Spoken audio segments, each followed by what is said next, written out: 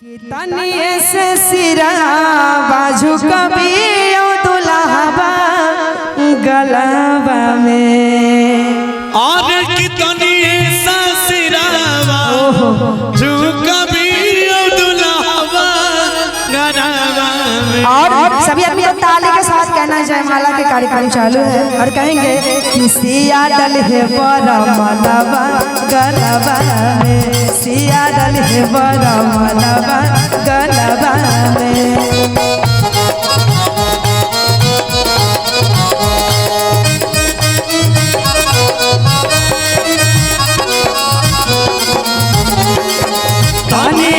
सिरा वाला बबी दुल्हावा गलाबा सिया डल है बड़ा मलाबा गलाबा में, सिया डल है बड़ा मलाबा गलाबा में। आहरे तनिए से सिरा वाला बबी दुल्हावा गलाबा में, तनिए से सिरा वाला बबी दुल्हावा गलाबा में।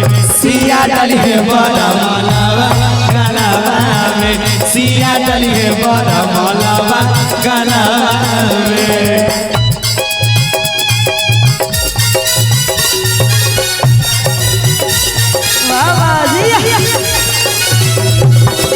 बोले शंकर भगवान की क्या बात है। बोले श्री रामचंद्र की जय हो, बोले मैया सीता की जय हो।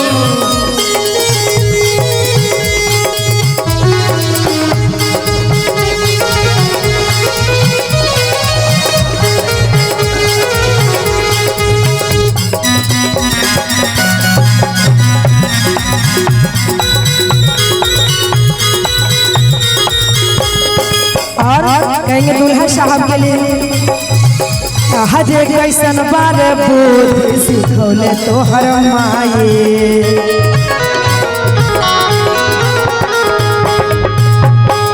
आहो आगे ससुर रे हमें भैला बिसराए, आजे कैसन बारा बुद्धि सिखौले तोहर माये, आके ससुरालिया में गैला बिसराए। आजे मिठाला नगरिया में मचल हट हलवा गलवा में,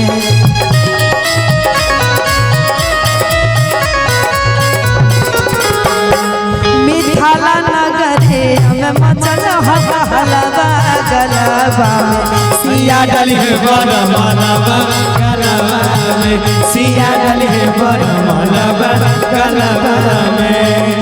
तनिए से सिरा वाला बबी दुल्हावा गलवा में, तनिए से सिरा वाला बबी दुल्हावा गलाबा में। आज तनिए से सिरा वाला बबी दुल्हावा गलाबा में सिया डल है बड़ा